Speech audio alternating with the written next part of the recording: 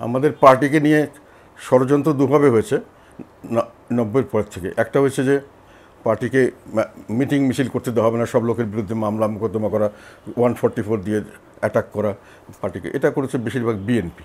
আর আওয়ামী লীগ করেছে দলের একটা অংশকে সুযোগ সুবিধা দিয়ে একটা দলে ফাটল দেখিয়ে সবসময় যখন মেইন জাতীয় পার্টি একটা কোনো নীতি নির্ধারণে যায় ওখানে গিয়ে তারা ইররেগুলারভাবে জাতীয় পার্টিকে রিপ্রেজেন্ট করে তার বিরুদ্ধে অবস্থান নেয় সরকারের পক্ষে।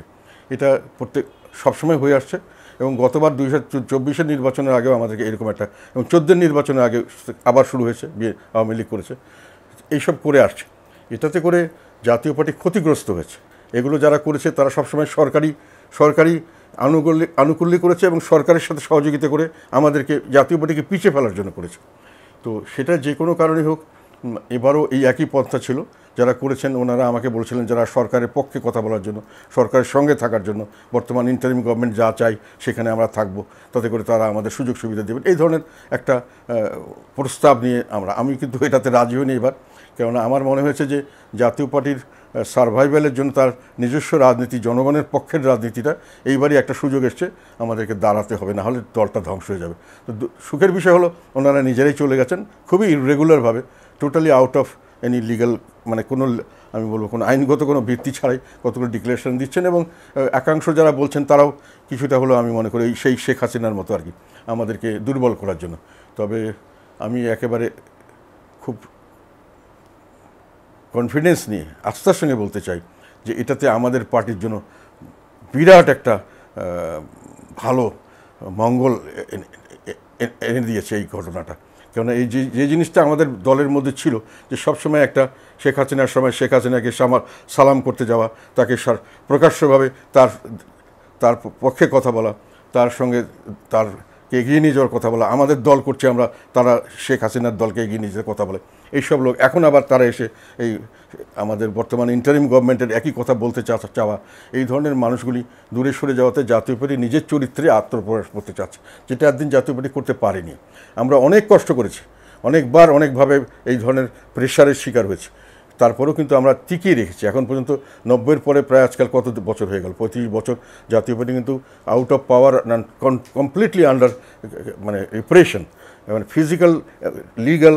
এরশাদ সাহেবকে তো 14 বছর পরে মঞ্জুর সাহেব হত্যা করেছেন, জিয়াউর রহমান সাহেবকে নিজেই ঘোষণা দিয়েছেন, তাকে 14 বছর পরে তাকে মামলা করা হয়েছে এরশাদ সাহেবকে, এবং সেই মামলায় উনি আমৃত্যু ওনাকে সেই মামলা নিয়ে থাকতো।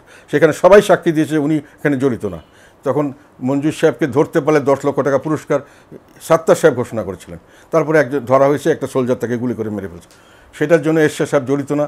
এটা 17 বা 19 বার কোর্টে প্রমাণ হয়েছে। লাস্ট যেদিন জাজমেন্ট দেবে সেদিন আবার প্রথম থেকে শুরু করা হয়েছে। তো এই ধরনের হ্যারাসমেন্টের মধ্যে আমরা সবসময় ছিলাম। আমি বুঝি নির্মাণের শিল্প, সালাম স্টিল বোঝে ডিউরেবিলিটি। সালাম স্টিল, মোস্ট ডিউরেবল স্টিল। একটা পিস্তল এরশাদ সাহেবেরকে সাদ্দাম হোসেন সাহেব দিয়েছিলেন, সেই পিস্তলটাকে বাড়িতে ছিল। উনি বলছিলেন যে উনি যখন অ্যারেস্ট করুন, ওনার মনে হয়েছে যে পিস্তলটাকে সোনার পিস্তল, এটাকে জমা দাও কোষাগার সরকারের কাছে। সরকার বলছে ইললিগাল আর্মস কিছু থাকলে এত তারিখে জমা দিতে হবে। যাকে বলেছে উনি বলছেন এটা আমরা ফেলে দিই, স্যার এটা আমাদের দরকার তো নেই, এটা ওকে বলার কী দরকার, আমরা পানিতে ফেলে দিই, কোথাও জেল। উনি বলছেন না তুমি এটা জমা দাও। এই জমা দেওয়ার জন্য ওনার 10 বছর জেল দেওয়া হয়েছে ওনাকে। তো এই জন্য এগুলো আমরা সহ্য করেছি।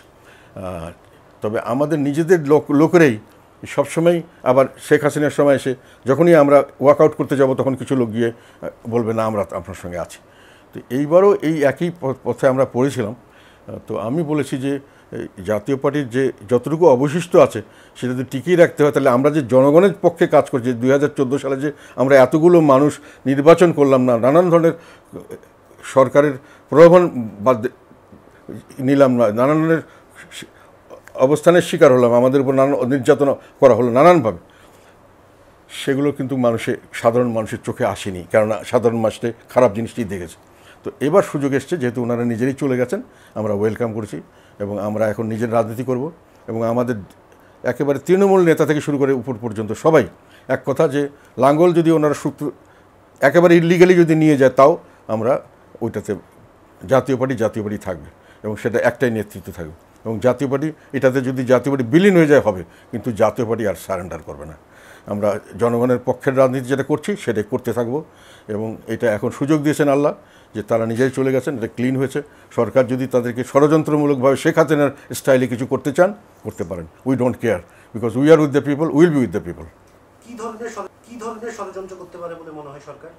ষড়যন্ত্র একটা ষড়যন্ত্র হলো এই যে এনাদেরকে নিয়ে দল ভাগ করেছে, দল ভাগ করে তাদেরকে একটা ওই ঘরের ভিতরে কিছু লোককে নিয়ে, ভাড়া করার লোককে নিয়ে সেটা কাউন্সিল করছে, সম্পূর্ণ ইল্লিগাল, আমাদের গঠনতন্ত্রে নেই, আইনে নেই, কোথাও নাই, করে নিয়ে জমা দিয়েছে এবং তারা বলছে লাঙ্গল তাদেরকে দেওয়া হবে এবং সরকার এখনও ঝুলিয়ে রেখেছেন জিনিসটা, ইলেকশন কমিশন এখন জিনিসটা ঝুলিয়ে রেখেছেন, মানে তাদেরকে লাঙ্গল দিয়ে দিবেন যাতে করে মেইন যে বডি, যে জাতীয় পার্টি লক্ষ লক্ষ নেতাকর্মী সারা দেশে যারা আসল ফোর্স, তারা যাতে মানে এই প্রসেস থেকে বেরিয়ে যায়, এটা হলো তাদের। তবে তাদের কথা হলো যে ওই লোকগুলো যদি যায় তার 10-15-20টা লোককে নিয়ে, এক একটা তাদের নিজেদের এলাকাতেই তারা ঢুকতে পারে না, এলাকাতেই তাদের কোনো জনসমর্থন নেই, কাজেই তারা কিন্তু আমাদের সঙ্গে থাকবে এবং আমরা কিন্তু জনগণের সঙ্গে থাকব।